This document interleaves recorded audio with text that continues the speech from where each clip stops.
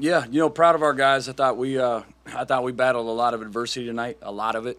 I appreciate our fans. I thought they were terrific. They gave us great energy, and it just seemed that in the first half we couldn't find our footing offensively, like from three. We're getting great shots, and to beat a team like Michigan, you got to knock some of those down. I think we started the game 0 for 10. Then we picked it up a little bit from three, and that's when we kind of made our run. But I thought Michigan did a really good job, just keeping that lead at 6 to 8, and we had it cut to 6, plenty of times in that second half. I can think of 2 times that we missed open threes. Those are the back-breaking ones, and then they transition and get it back up to 8 or 9, and then they can throw the ball down low. And I thought, we had some breakdowns in our ball screen defense and let Mara get behind us a couple times and got some easy dunks to where, it was hard to just get 3 stops in a row to get us over that edge. And so, credit to them. Obviously, they're a really good team. But I thought that first half, just our turnovers were not. You can't turn the ball over the way we did 9 times in the first half and miss that many shots. After a game like this, when you're close and it seemed, that it felt that it could go either way, what do you tell your team, after this game? Yeah, we talk about winning the margins, and we didn't tonight. Michigan did, and that's why they won. They got 3 offensive rebounds off free throws. That can't happen. It can't happen. And our guys know that. We have segments of practice where we practice that. And to beat a team like Michigan, a great team, you can't have those breakdowns. And, winning turning the basketball over. A lot of them were unforced. They were just kind of sloppy plays by us, especially in the first half. But that's the stuff we have to learn from on film. And our guys know it. But you can't squander opportunities like that. And you don't have to play a perfect game, but the stuff that you control like that, we have to take care of that. But I was proud of the way, we kept competing and kept coming back, even when it would look dire. We'd get stops when we had to. I thought we had some great performance. I thought Jacob was, tremendous for his first game. And like I said, he hadn't practiced 5-on-5, fellas. He hadn't practiced 5-on-5, like a scrimmage situation. And so really proud of him. And I thought JJ was tremendous tonight. His energy, he was aggressive, his leadership in the huddles and things like that. He's getting better and better. And like I said, then we had some good looks, like Hannes, he played well, and he'll make those shots. He had a lot of those shots that he's been making that just kind of rimmed in and out tonight. But like I said, there was a lot of adversity our guys had to fight through tonight. How difficult was it for you, your guys, to get used to the physicality? And Don't get me fined. Don't get me fined. I'm not even going to comment. I thought our guys did a hell of a job. I thought our guys did a great job chesting up, walling up, and doing what you're supposed to do at the Big Ten level and doing what Michigan did. And, yeah. And I'm not trying to get you, but there was a moment with 4 minutes left, and you came on the court, and you kept sort of face-to-face. What was in that moment? What happened then? I believe that was. I think I was telling him I thought it was goaltending. At that particular moment. Coach, Kimara just seems to continue to get more comfortable. Mm-hmm. How nice is that to see when you've had these stretches where you can't make a shot, when a guy like that can step up and really just help you out in those key moments? Yeah, thank God in the first half, he kind of broke the water a little bit, and I think he might have had 2 or 3 in the first half, which all 3 in the first half, yeah. And so and we needed them. We needed that to be down 9 at halftime to keep it within striking distance. Like I said, I thought we came out in that second half, we got it to 6 right away. But like I said, they're so lethal offensively, and as bad as we shot tonight, especially in that first half, like Michigan's a better shooting team than that too.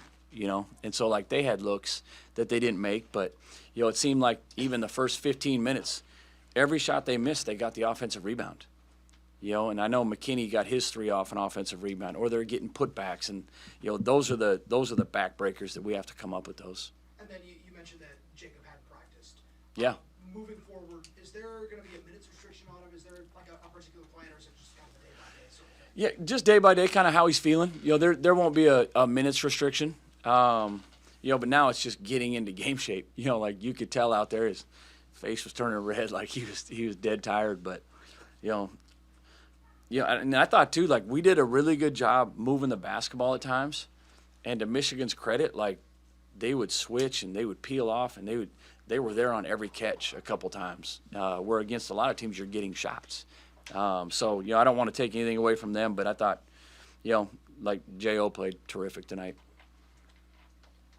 I asked Q and JJ about this and one that, this is the most players you've had off the bench, maybe the entire year. And, we talked about Jacob and the quality minutes he put up. Just from a coaching perspective in this game specifically, but also going forward, just how does that help, especially when you're in these physical games, having the bodies on the bench that you guys haven't had for most of the year? Well, it's huge because in this league, as we learned last year, like you better have depth. You just have to. There's going to be games where guys are in foul trouble. And, this was the kind of the highest intensity game that we've played, and at that speed. Like you see, like Michigan plays at a speed like, and Michigan State's going to play at that same speed too, on Saturday. Like they push the ball at a different level. They attack you. They're just constantly attacking you. And the second you relax, they're at the rim or they're scoring or getting a dunk or an open three. And so, I was proud. I was concerned a little bit coming into the game that we hadn't seen that speed and that pace constantly for 40 minutes. We've seen it for 20 minutes at times against some teams, but for 40 minutes, the pressure that Michigan puts on you, like that's why they've beaten some really good teams by 40, not 15. Like they've beaten some elite teams by 40, and it's because of that pressure and the pace that they play with. I go back to the Seattle U game, and they really took it to you guys, and I know you weren't happy about the way they took it to you guys. Michigan comes in here, and that looked like a team of grown men tonight. Oh, it is. They got a lot of guys you're going to be watching in the NBA. Yeah, and not only they tried to impose their will, and not only did they not let it happen, you guys took it to them at times as well. Can you tell me? I know that no moral victories, but what they learned tonight, just taking it to a team like that. Yeah, it was great because we threw punches back. Even when we got down, we didn't cower in the corner. Like we kept coming, and that's what we got to continue to do. For us to be the best team we can be. But I think our team learned is, you're playing against one of the elite teams in the country. In my estimation, I think they're the best team. One of the top 3 or 4, and we're going to play for the top 10, and it showed when we're doing the right things, we can play with teams like that. Like we can, but you can't slip up and have the missed box outs at the free throw line. You can't have the careless turnovers. You can't start the game 0 for 10 from 3. And, in order to win those games, it ain't good enough to just get close. You have to get over that hump. With Jacob back, Wesley back, playing minutes are going to be a premium coming up soon. Talk about a little bit about that competition, and does that change practice at all? Yeah, I mean it should, and that's why, and I'll reference Michigan again. They got so many players that are good players. They are super efficient in their minutes that they play. There's no drop off no matter who they bring in the game, and that needs to be our team moving forward. We got multiple guys that have been the leading scorers on their previous teams. Now it's okay, now we got to share the basketball like Michigan. For us to be the best team we can be, that's what we have to do. And like I said, you got to compete every minute you're on the floor, because the second you're not, or if there is scout detail or defensive breakdowns, somebody else wants to play. And so hopefully it holds us to accountable. Kind of do a different standard, knowing that we do have that depth. Your bigs tonight, Hannes and Frank, how would you assess the way that they handled the size of Michigan? They did pretty darn well in the first half, held them to 36%, and then the second half they kind of finally broke through there. Yeah, and they do that. Michigan will wear you down with their size and their speed. But I thought our bigs did a really good job. They're hard to handle and they score on. Mara's a big dude, and he's when he gets to his left shoulder, he's really good. Close to the rim. I do think on a couple of his dunks, like we had some breakdown in our ball screen defense, and a couple times, Frank was coming over to block shots, and he needed to stay with his guy because they were just pump faking, and then they'd throw it to him for a layup. And so, they kind of caught us in that no man's land a couple times, which we'll learn from that. And Frank will learn from that on film. You guys did an exceptional job guarding the three-point line tonight, I felt. How would you assess the way your guards handled guarding them out on the perimeter? I thought we did a pretty good job, especially Cadeau. He's so fast and quick, and like he can really control and dominate a game, and the way he gets his other guys' shots. And I thought we did a tremendous job on him. Because like I said, I've seen him take over some games this year, but for the most part, we did a really good job contesting threes without fouling. So I will give our guards credit. They're part of the ball screen problem though too. Like it wasn't all on our bigs. Like our guards got to be able to get through those and get back in front of their man, earlier. You just played against a 7'4" guy at Purdue and a 7'3" guy tonight, and usually those guys are kind of geeky. I mean, after they get past the 7'1" range, but these guys are really kind of athletic for super tall. Have you seen the last of these super giant players in this league? Hopefully. Are you gonna get one someday? Yeah, hopefully. If you see any out there or hear of any, let us know. But like I said, the one thing with the Jacobson at Purdue and Mara is they're so coordinated for their size. Like they can roll and catch lobs that are thrown wherever, and they got great hands and they catch everything down there. But then even if they don't catch it, they can turn, pivot, and they got great touch. Which a lot of times, like you said, you don't see that from guys. Their size, but that's why they're two of the best bigs in the country. Yeah. And last thing, this crowd was behind your team. I mean, this is Yeah. a home crowd. But do you think it took them a little while to kind of get used to it because it was so electric and there was a buzz like 40 minutes before tip-off. You could just feel it. You could feel it, running yeah. through the stadium, the arena. I mean, maybe that might be some of the anxiousness, and might have been why we were long on some of our shots early in the game. But as a competitor, like that's what we've been waiting for, And like I said, I give our fans a ton of credit, man. They hung with us even when we weren't playing that great to start the game, and they got us back into it. And we need them. We need them every game. We need them Saturday. We need them against like every home game. Like we need that environment. Sorry. Yeah. Danny, I just got here, but if you don't mind speaking about the way Michigan has assembled, their roster. I know you're someone who's also good at this, taking from the portal and building. Can you appreciate kind of the collection of talent and how it's come together for them? Yeah, I think I'm more impressed the way it's come together. Like everybody knew how talented they were. I think Yaxel was the number one player in the portal. Elliot Cadeau was, one of the top point guards. And I mean Mara, like you can go down the list on these guys, and even McKinney. Like I saw him in high school. He's one of the best high school players in the country. And for those guys to be as unselfish as they are, and almost have 8 guys averaging double figures, like that shows the connected team. Like that's why they're so good.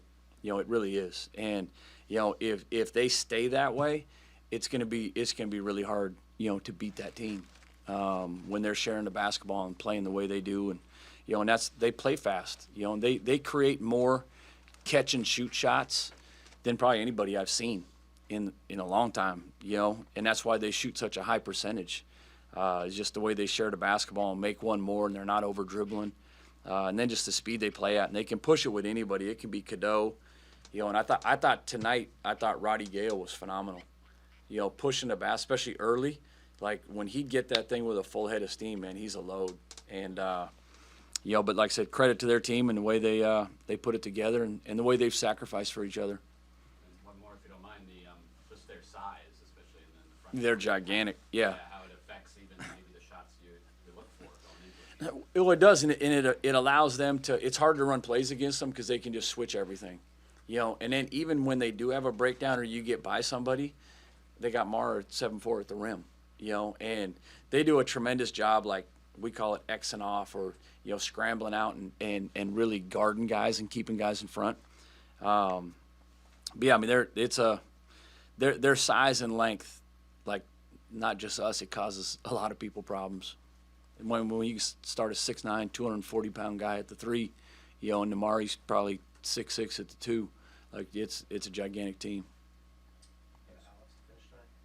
Coach, you talked a little bit about JJ, his most aggressive game. He talked about kind of realizing that he needed to bring that energy off the bench. Can you talk a little bit about his maturity and adaptability as a freshman, you know, coming in and realizing that he has to step up in those moments? Yeah, like I'm really proud of him, you know, and I've talked to him, you know, recently too, like just focus on the defensive side. Like the offensive side's going to come. Like he's always looking to get guys involved, and you know, and now like I was super happy the way he shot the basketball tonight because he puts work in. Like he's that good of a shooter, you know, and so really proud just of, like I said, his progress. You know, since the last 10 minutes of the Purdue game, you know, he's played, you know, 92 really good minutes straight. You know, I mean, it's almost 2.5 games straight of him, like, having command, taking care of the basketball, like, getting the ball to the paint, making the right decisions, whether it's him shooting or passing. You know, and it's only going to go up for him. Thank you. You bet. Thank you, guys. Thanks, Coach.